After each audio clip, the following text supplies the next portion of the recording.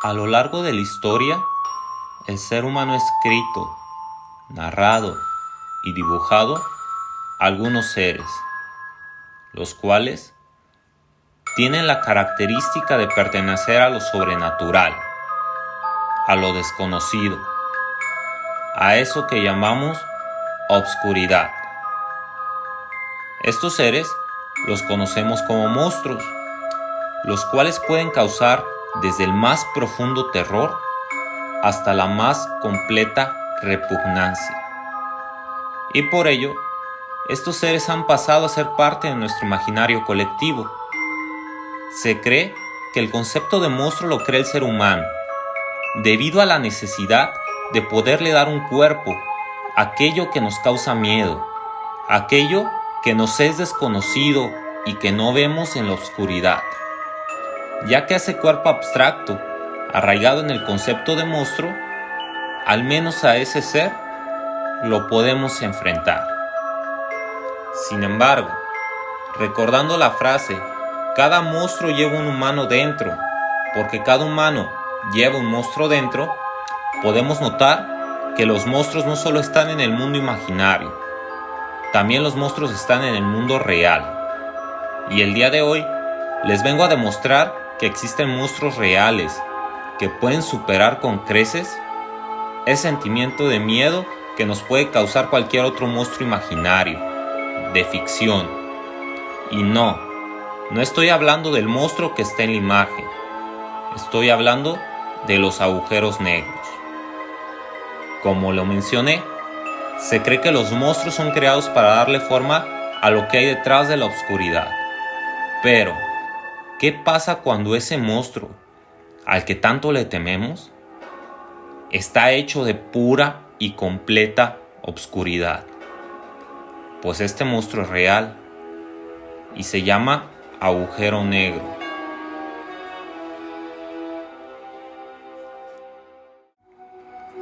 Un agujero negro es una región del espacio-tiempo en la cual existe una gran cantidad de masa.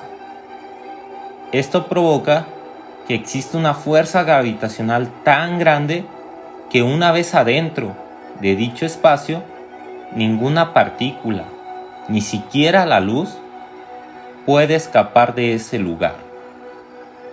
En un agujero negro tenemos varios elementos. Uno de ellos es la singularidad. La singularidad es un punto donde existe una gran cantidad de masa, causando que la densidad y la gravedad se vuelvan infinitas. Hasta ahora, lo único que se sabe de ese punto es que rompe todas las leyes de la física actual.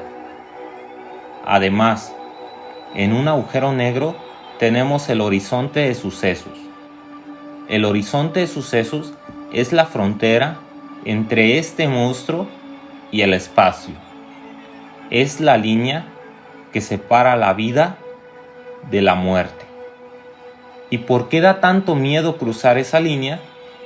Pues se cree que muchos agujeros negros, cualquier cosa que pase, incluidos nosotros, pasará por un fenómeno que puede llegar a ser bastante perturbador.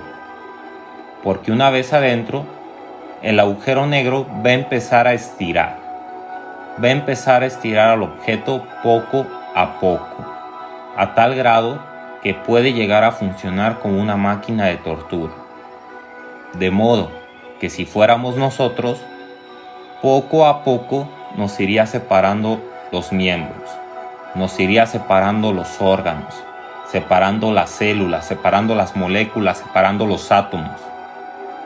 De modo que toda esta materia que va siendo separada va siendo arrastrada hacia la singularidad. A este fenómeno que les acabo de narrar se conoce como espaguetización. Un nombre bastante peculiar, pero yo creo que bastante acertado. Esto es lo que hace a un agujero negro un monstruo de la vida real. Y hoy, entendiendo infinito, te invito a acercarnos a uno de estos monstruos. ¿Estás preparado?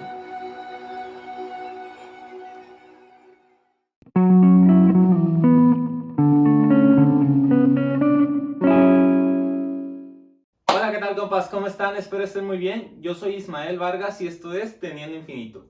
El día de hoy les vengo a presentar mi cuarto video tutorial de este curso de Introducción al Cálculo de Variaciones. De antemano espero que les haya gustado el video de introducción. Como vieron, este problema que vamos a tratar hoy va a tratar acerca de un agujero negro. Entonces espero que les guste. Comenzamos. Y pues bueno, el problema que vamos a tratar el día de hoy, este sería el segundo problema de esta serie de 3 ejercicios, va a ser el siguiente. Nosotros vamos a analizar cómo se mueve la luz de un punto A a un punto B. Vamos a ver de qué forma se mueve la luz cuando este haz de luz que vamos a analizar está cerca de un agujero negro, donde esta línea, precisamente esta línea azul, me representa mi horizonte de sucesos. Entonces, el objetivo es saber cómo se va a mover la luz del punto A al punto B cuando está cerca de un agujero negro. Entonces, para esto vamos a suponer que la velocidad de ese haz de luz va a estar dado en función de la altura de la atmósfera del agujero negro, por un modelo súper sencillo que está dado por esto, donde la velocidad va a ser igual a la altura, que pues es y, entre una constante. Entonces, así vamos a suponer que se mide la velocidad. Obviamente este modelo de la velocidad es un modelo súper simple, bastante sencillo. Digamos que en la vida real, pues esto en realidad se trataría con teoría de la relatividad, pero con esto nos alcanza para darnos cuenta de por dónde van los tiros y hasta dónde puede llegar el cálculo de variaciones. Además, este modelo tiene una característica muy importante, que cumple una condición inicial. ¿Cuál condición inicial es? Pues que precisamente cuando la altura vale 0, ¿cuánto va a valer la velocidad? Pues va a valer 0. Y precisamente eso es lo que queremos modelar, porque si la altura vale 0, eso quiere decir que estamos en el horizonte de sucesos, y precisamente en el horizonte de sucesos lo que ocurre es que la fuerza gravitacional es tan grande que en ese momento, si la luz llega a tocar el horizonte de sucesos, pues ya no va a poder salir, porque la fuerza gravitacional es tan grande que la va a arrastrar hacia el agujero negro y no la va a dejar salir. ¿Y qué va a pasar con la velocidad? Pues va a tender a 0. Entonces, precisamente este modelo, aunque es sencillo, nos modela perfectamente esta condición inicial, esta condición frontera que tenemos. Entonces, precisamente por eso este modelo de la velocidad es el que vamos a usar. Y pues bueno, entonces esto ya pasándolo, digamos, a coordenadas cartesianas, o este problema ya exponiéndolo en coordenadas cartesianas, pues vamos a tener lo siguiente. El eje de las y, que quedamos que es la altura, y el eje de las x, donde precisamente en este espacio vamos a tener a nuestro punto A con coordenadas x1, y1, y a nuestro punto B con coordenadas x2, y2, entonces nuestro punto B. Entonces, lo que queremos saber es cómo se va a mover la luz entre estos dos puntos, qué trayectoria va a elegir, si va a ser una línea curva o va a ser una línea recta como la que vimos en el otro problema, va a ser una línea media extraña. Queremos saber cómo se va a mover la luz del punto A al punto B. Entonces, como vemos, es un problema del tipo de cálculo de variaciones, donde precisamente el eje de las x pues me representa cuando la altura vale 0. Entonces, precisamente esta línea del eje de las x pues me está representando mi horizonte de sucesos.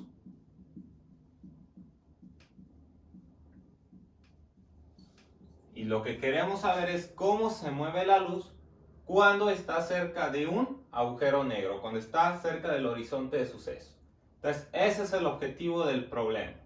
Y pues ya una vez entendido qué queremos averiguar, pues tenemos que seguir la serie de los 3 pasos que hemos estado usando en esta serie de videos. Que quedamos que era primero identificar quién va a ser mi funcional, qué demonios queremos minimizar o maximizar.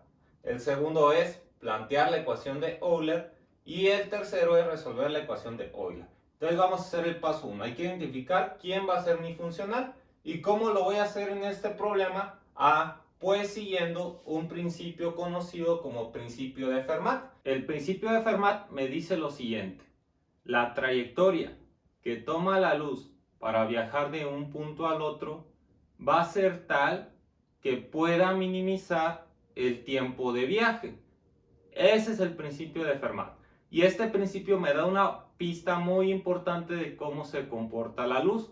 Me está diciendo que a la luz le gusta minimizar los tiempos de viaje. Por lo tanto, ¿quién va a ser mi funcional? Pues precisamente el tiempo. Entonces ya identificamos en base al principio de Fermat. El principio de Fermat es un principio en óptica que me da una pista bien importante de cómo se comporta la luz. ¿Y cómo se comporta la luz? Pues a ella le gusta viajar tal que se pueda minimizar el tiempo. Ese es el principio de Fermat. Y en base a eso, pues llegamos a la conclusión que mi funcional, pues va a ser el tiempo.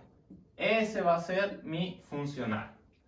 Entonces, como vimos, pues esta es una primera diferencia entre el problema anterior. En el problema anterior, ¿quién era mi funcional? La distancia. Y en este problema, ¿quién va a ser? El tiempo. ¿Y por qué? Porque el principio de Fermat me dice que a la luz le gusta minimizar el tiempo de viaje. Entonces, ese va a ser mi funcional. Una vez identificado quién va a ser nuestro funcional, pues hay que plantearle la cara. ¿Qué cara va a tener mi funcional? ¿Y cómo voy a hacer esto? Pues recordando la definición de velocidad. Si nosotros recordamos la velocidad, la definición de velocidad en física, pues nosotros sabemos que la velocidad se puede definir como la derivada de la distancia respecto del tiempo. Así podemos definir a la velocidad como la derivada de la distancia respecto del tiempo. Pero además estamos viendo también que la velocidad la estamos modelando con la altura entre una constante. Por lo tanto, ¿qué puedo hacer? Pues igualar estas dos ecuaciones. Si yo igualo las ecuaciones, pues voy a obtener que la derivada de la distancia respecto del tiempo, pues va a ser igual a la altura entre una constante arbitraria. Entonces, aquí ya tenemos algo bastante interesante, ya apareció el tiempo. Ahora lo que voy a hacer pues es despejarlo. Voy a pasar este multiplicando. Entonces voy a tener que la derivada de la distancia pues va a ser igual a la altura entre b por la diferencial de t. Y ahora ¿qué puedo hacer? Pues puedo pasar a b multiplicando y a la altura dividiendo. Haciendo eso me queda que la derivada del tiempo, la voy a voltear, va a ser igual a b multiplicado por la derivada de la distancia respecto de la altura. Ahí está. Entonces, como vemos, esto ya se está pareciendo a un funcional. Ya esto ya casi lo podemos integrar. Pero antes de eso, pues hay que saber quién es ds, quién es el diferencial de distancia. Pero eso ya lo sabemos porque lo vimos en el video anterior. Nosotros en el video anterior llegamos a la conclusión que la diferencial de s, ¿quién era? Pues la diferencial de s es igual a la raíz del diferencial de x cuadrada más el diferencial de y al cuadrado. Esto salía por el teorema de Pitágoras. Recordemos, diferencial de s va a ser la distancia, o sea el recorrido que hace la luz del punto A al punto B. Ese va a ser precisamente mi diferencial de s, lo que recorre la luz del punto A al punto B. Toda esta distancia, la que recorre. Entonces quedamos que esa distancia la obteníamos a partir del teorema de Pitágoras. Si tienes dudas en cómo sacamos el diferencial de s, yo te recomiendo ver el video anterior. Ahí lo hacemos paso a paso para que quede más claro. Pero bueno, una vez obteniendo el diferencial de s, pues lo que voy a hacer es sustituir en mi ecuación, obteniendo como resultado lo siguiente. Diferencial de t pues va a ser igual a b por la raíz del diferencial de x cuadrada más el diferencial de y al cuadrado entre la altura. Y aquí, como vemos, pues ya ya está teniendo forma de ecuación diferencial. Ya lo único que me falta es sacar un diferencial afuera de la raíz e integrar. Entonces, para esto, pues va a haber dos caminos. El que seguimos en el video anterior, que era factorizar el diferencial de x en esta expresión, o también podemos factorizar el diferencial de y. Eso no hay ningún problema, lo único que va a cambiar es la variable independiente. Para que quede esto más claro, vamos a hacerlo a continuación. Entonces, como vemos, esta expresión pues es la que nos quedó al final. Y aquí ya estamos viendo que estamos a punto de obtener a nuestro funcional tiempo. Lo único que me falta es factorizar de este lado de la raíz algún diferencial. Si nosotros recordamos en el problema anterior, nosotros habíamos factorizado el diferencial de x cuadrada. Pero también cabe aclarar que también se puede factorizar el diferencial de y cuadrada. ¿Cuál va a ser lo que va a cambiar? Pues precisamente quién va a ser mi variable independiente. ¿A qué me refiero? Pues vamos a ver las dos opciones.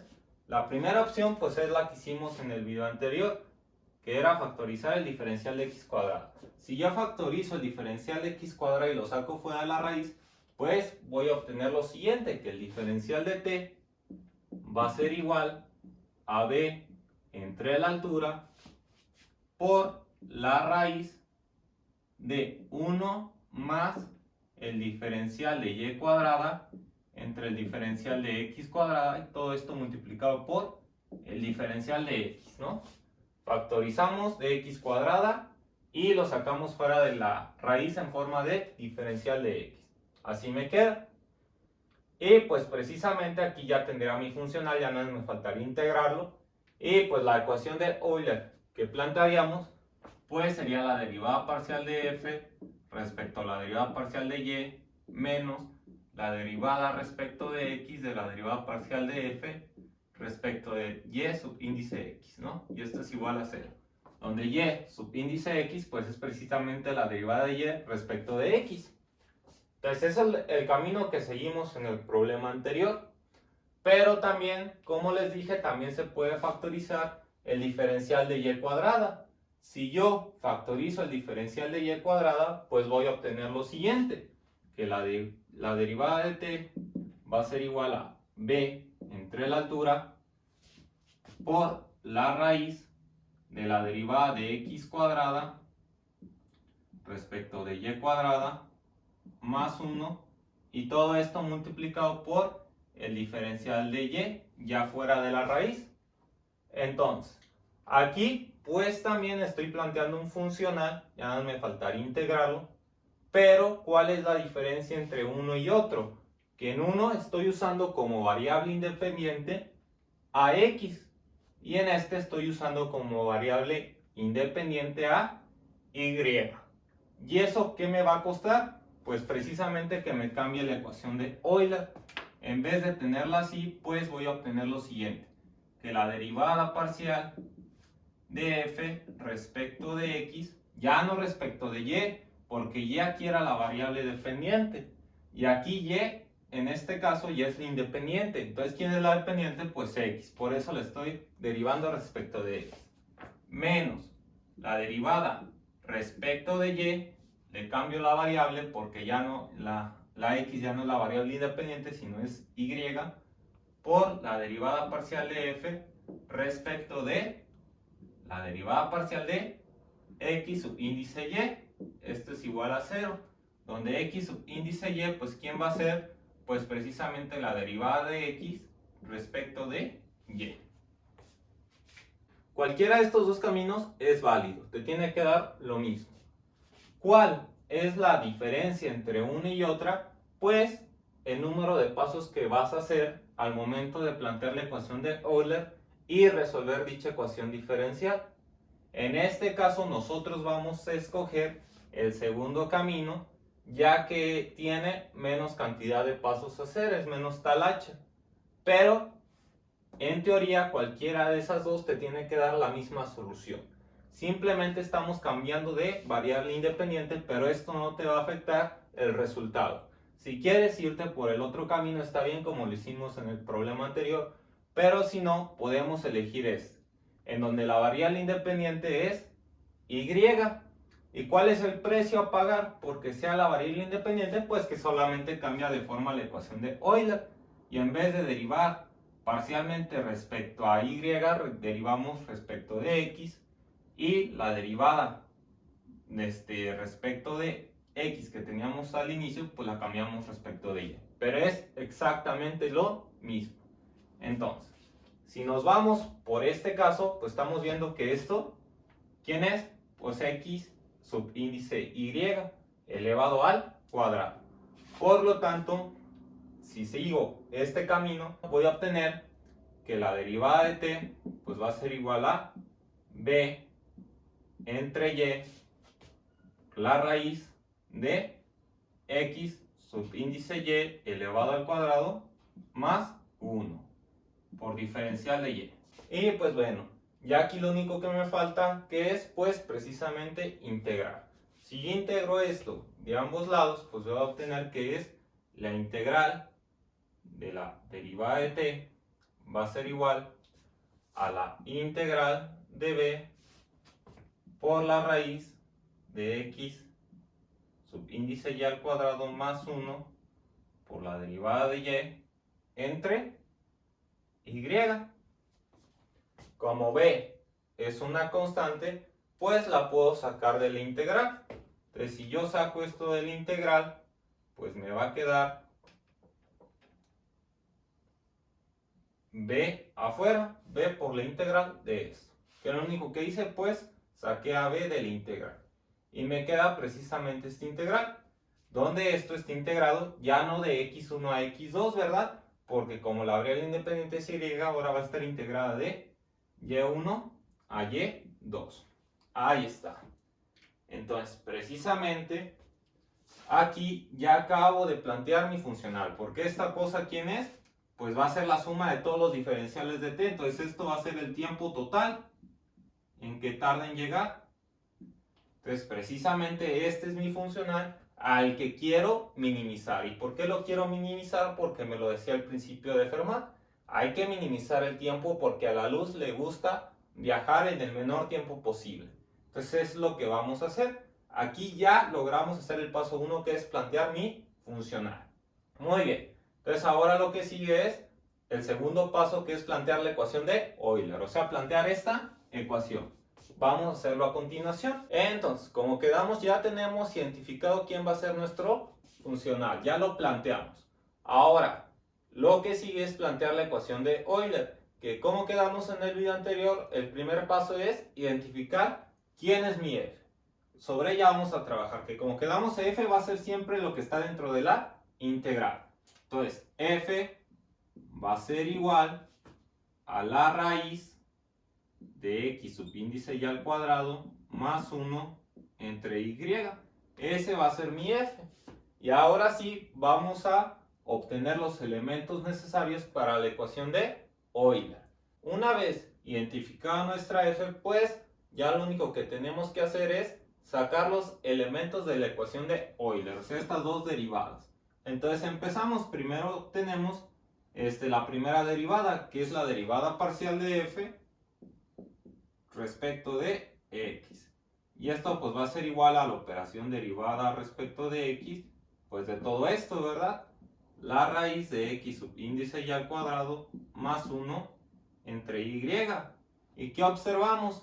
Que precisamente esta ecuación no tiene explícitamente a x. Tiene a x subíndice y, pero no tiene a x como tal. Por lo tanto, ¿cuánto vale esta derivada? Pues 0. Y ya obtuvimos la primera derivada. Ahora, ¿qué derivada me falta obtener? Pues la derivada parcial de f respecto de x subíndice y. Entonces esa es la que vamos a sacar a continuación. La derivada parcial de f respecto de x subíndice y. ¿Y esto a qué es igual? Pues aplicamos la operación derivada parcial respecto de x subíndice y de este lado. Y pues observamos que esto va a ser pues una regla de la cadena, ¿no? Vamos a tener que usar la regla de la cadena. Para esto, pues lo primero que hago es convertir esta raíz a radical. ¿Y cómo lo hago? Pues volviendo a la fracción.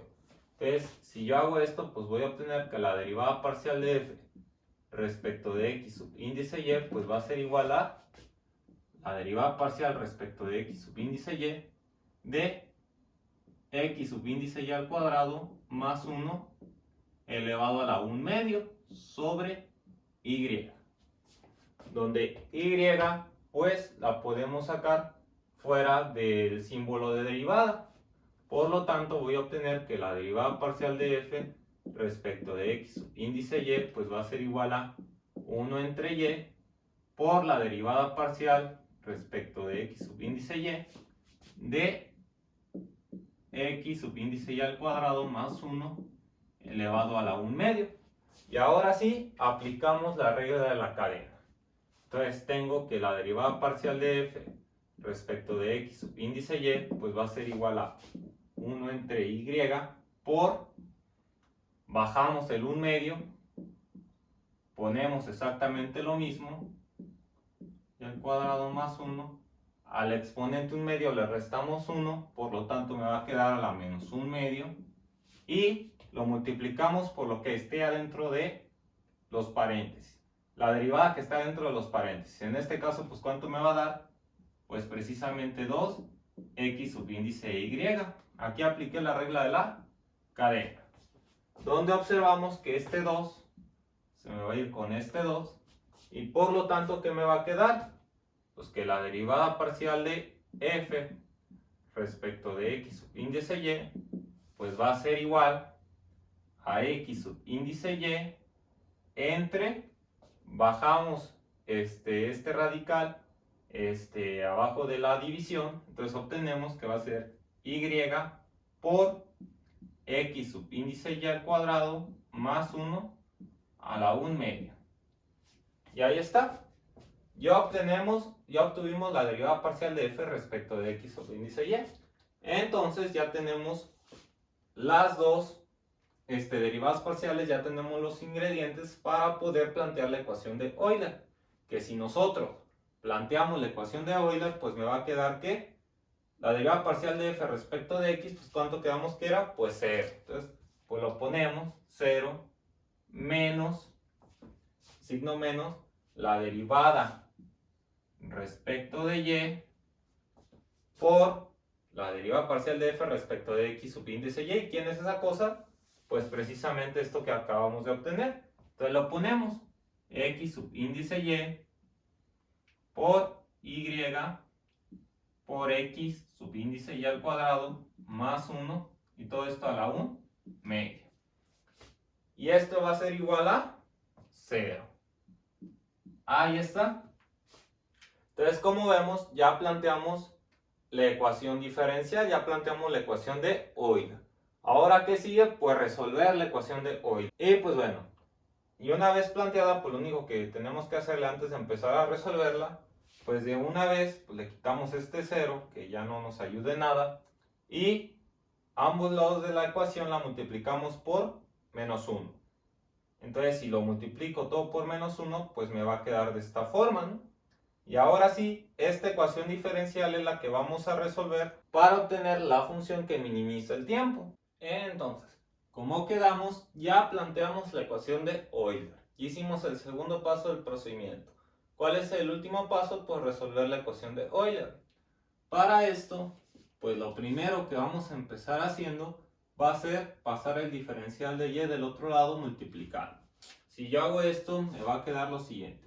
El diferencial de x sub índice y entre y por la raíz de x sub índice y al cuadrado más 1 va a ser igual a 0 por el diferencial de y.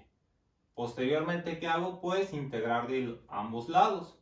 Si yo integro de ambos lados, pues voy a obtener que la integral de la derivada de x sub índice y entre y por la raíz de x sub índice y al cuadrado más 1 va a ser igual a la integral. De una vez saco el 0 es una constante, puede salir fuera del integral del diferencial de y. Ahora, ¿qué pasa? Pues que este símbolo de derivada se va con este símbolo de integral. De igual forma, este integral se va con este símbolo de derivada. ¿Y qué me va a quedar? pues del lado izquierdo me va a quedar que x subíndice y entre y por la raíz de x subíndice y al cuadrado más 1, más una constante, porque hay que recordar que como resolvimos la integral, se le agrega una constante, va a ser igual a 0 multiplicado por y más otra constante, ¿verdad? Porque también como se resolvió, pues se le agrega una constante. Sabemos que 0 por y, pues me va a dar 0. Y puedo pasar restando esta c del otro lado. ¿Y qué voy a obtener? Pues que x subíndice y entre y por la raíz de x subíndice y al cuadrado más 1 va a ser igual a la constante c' menos la constante c. Entonces, nosotros sabemos que una constante menos otra constante, ¿qué nos da? Pues otra constante. Por lo tanto, voy a obtener que x subíndice y entre y por la raíz de x subíndice y al cuadrado más 1, pues va a ser igual a una constante, que la voy a llamar d. Una vez removidas las derivadas, pues obtenemos esta expresión, que es una ecuación diferencial de variables separables. Para separarlas, pues hay que hacerle un ligero trabajo algebraico, que es el que vamos a hacer a continuación. Lo primero que voy a hacer es pasar esta multiplicación del otro lado, multiplicando la constante d. Entonces, ¿qué voy a obtener?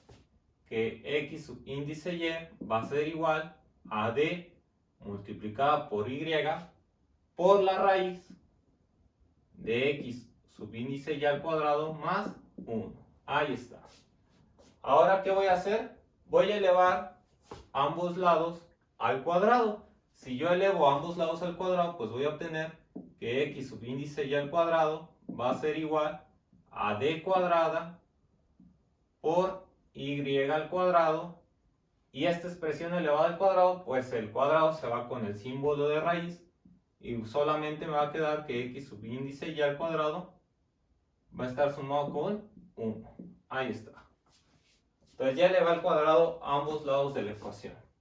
Ahora voy a hacer este producto d cuadrada y cuadrada por x subíndice y al cuadrado y por 1. ¿Qué voy a obtener? Pues que x subíndice y al cuadrado va a ser igual a d cuadrada y cuadrada x subíndice y al cuadrado más d cuadrada por y al cuadrado. Ahora, ¿qué voy a hacer? Voy a pasar este primer término, lo voy a pasar al lado izquierdo, pues restando. ¿Y qué voy a obtener? Que x subíndice y al cuadrado menos d cuadrada y al cuadrado por x subíndice y al cuadrado, pues va a ser igual a d cuadrada por y al cuadrado. ¿Y ahora qué puedo hacer de este lado? Pues factorizar el término x subíndice y al cuadrado. Si yo factorizo eso, pues me va a quedar de la siguiente forma. X subíndice y al cuadrado va a multiplicar a 1 menos d cuadrada y al cuadrado. Le saqué factor común, ¿no? X subíndice y al cuadrado. Y esto va a ser igual a d cuadrada por y al cuadrado. Ahora, ¿qué puedo hacer? Pues lo que puedo hacer es pasar este término dividiendo. Como está multiplicando x subíndice y al cuadrado, la puedo pasar dividiendo. Y si yo lo paso dividiendo, pues ¿qué voy a obtener? Que x subíndice y al cuadrado va a ser igual a d cuadrada por y al cuadrado entre 1 menos d cuadrada por y al cuadrado. Ahí está. Ahora, ¿qué más le puedo hacer? Pues puedo eliminarle este cuadrado al x subíndice y. ¿Cómo? Pues pasando del otro lado en modo de raíz. Si yo hago esto, pues ¿qué voy a obtener? Que x subíndice y al cuadrado va a ser igual a la raíz de d cuadrada por y al cuadrado entre 1 menos d cuadrado por y al cuadrado. Entonces, aquí vemos que al término de arriba se le puede sacar las raíces cuadradas. Y si yo hago eso, pues ¿qué me queda? X subíndice y pues va a ser igual. La raíz cuadrada de d cuadrada pues es d. La raíz cuadrada de y cuadrada es y. Entre a esto como tal pues no le podemos sacar la raíz cuadrada, entonces la dejamos expresada. La raíz cuadrada de 1 menos d cuadrada por y al cuadrado. Ahí está. Entonces, esto no, esto no hay que confundirlo con el diferencial de y. Esto es una d. No es diferencial de y, es más, vamos a ponerlo así para que no haya confusión, ¿no? Esto es una constante arbitraria. Y ahora sí, ¿qué podemos hacer? Pues esto ya es una ecuación diferencial. Si nosotros recordamos, x subíndice y, ¿quién era? Pues era precisamente la derivada de x respecto de y. Esto era x subíndice y, no, esto es lo que significaba. Entonces, nada más sustituyo y esto va a ser igual a, pues, a lo mismo, y por la constante d entre la raíz de 1 menos d cuadrada por y al cuadrado. Y ahora lo único que tengo que hacer es pasar el diferencial de y del otro lado de la ecuación. Entonces, ¿qué me va a quedar? Pues el diferencial de x va a ser igual a y por d entre la raíz de 1 menos d cuadrada por y al cuadrado por el diferencial de y. Ahí está. Y como vemos, pues esto ya es una ecuación diferencial de variables separables. Ya separamos las variables. Lo único que tengo que hacer es integrar. Si yo integro esto, pues lo que me va a quedar es la integral del diferencial de x va a ser igual a la integral. Y una vez saco la constante d fuera de la integral, porque es una constante, me va a quedar que va a estar y entre 1 menos d cuadrada por y al cuadrado, y todo esto está multiplicado por el diferencial de y. Entonces, ya para terminar, lo único que tengo que hacer es resolver esta integral.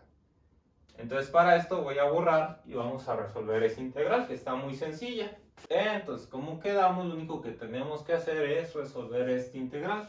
Ahorita lo único que hice fue cambiar de lugar el d cuadrado con y cuadrado para que no lo confundamos con símbolo de diferencial. Hay que recordar que estas dos son constantes. Y pues bueno, para resolver esa integral, pues lo único que hacemos es convertir esto a radical, que me va a quedar la integral de la diferencial de x va a ser igual a d por la integral de y entre 1 menos y al cuadrado por d cuadrada, esto elevado a la 1 media. Y ahora, ¿qué hago con este 1 medio? Pues puedo subir esta expresión, pero con signo negativo en el exponente, ¿no? Entonces, si hago eso, ¿cómo me va a quedar? Pues la integral de la diferencial de x es igual a d por la integral de y multiplicado a 1 menos y al cuadrado d al cuadrado a la menos 1 medio diferencial de y. Pues bueno, una vez hecho esto, pues vemos que esto tiene cara de igual a n. Es una cosa que está elevado a la n. Ya lo único que necesitamos para integrarla, que es pues la derivada de lo de adentro. Debe de estar aquí en la integral. Y la derivada de lo de adentro, si nos damos cuenta, pues ¿cuánto va a ser? Necesitamos menos 2y por d al cuadrado. Entonces, ya tengo mi y. La d, pues la puedo pasar, esta d la puedo pasar adentro. Entonces, si yo la paso adentro, pues me va a quedar la integral de y por d por 1 menos y al cuadrado d cuadrada a la menos 1 medio por diferencial de y.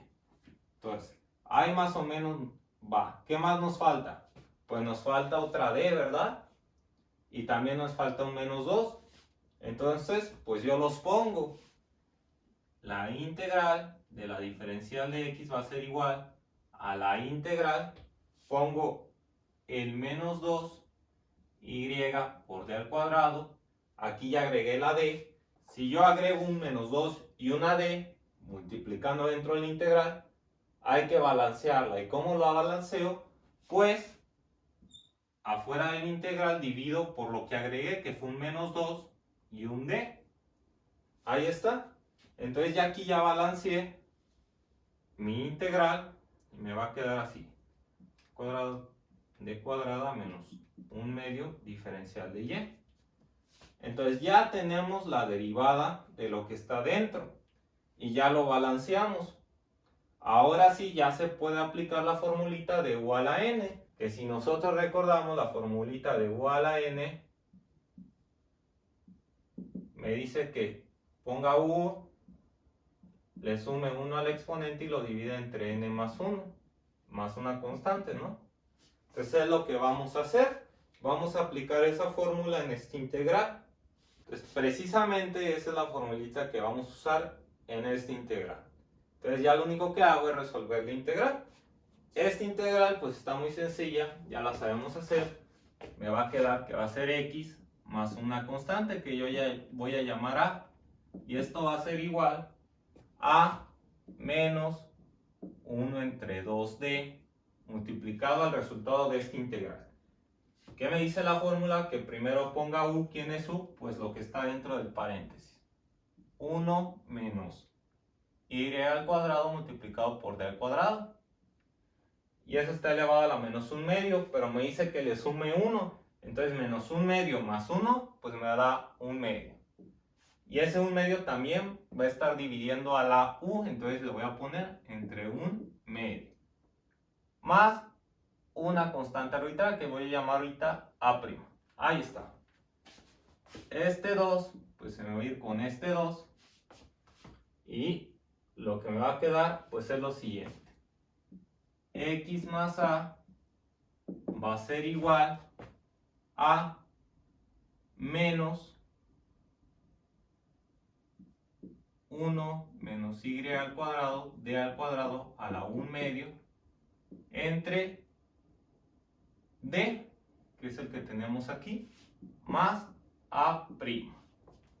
Esta a' pues la voy a pasar del otro lado restando y me va a quedar que x más a menos a', sabemos que la resta de dos constantes pues es otra constante, entonces esta la voy a llamar a', y esto va a ser igual a menos 1 menos y al cuadrado, d al cuadrado a la 1/2 entre d. Ahí está. Ahora, ¿qué más voy a hacer? Pues otra cosa que puedo hacer es elevar estos términos al cuadrado para quitar la raíz. Si yo hago esto, pues voy a obtener que x más a' al cuadrado va a ser igual, menos por menos me va a dar más, entonces el signo de menos se va, me va a quedar 1 menos y al cuadrado, d al cuadrado, se va la raíz entre d cuadrada. Ahí está. Ahora, ¿qué más puedo hacer? Pues separar estas fracciones. Si yo separo esas fracciones, ¿qué me va a quedar? X más a' al cuadrado pues va a ser igual a 1 entre d cuadrada menos y entre d cuadrada entre d cuadrada. Esta d cuadrada se va con esta d cuadrada y pues solamente me va a quedar y al cuadrado. Ahora, esa y la puedo pasar sumando. Entonces si la paso sumando voy a obtener x más a' al cuadrado más y al cuadrado va a ser igual a 1 entre d cuadrada. Y aquí, a esta ecuación, era la que quería llegar. Aquí creo que se ve con más claridad qué forma va a tener esa curva.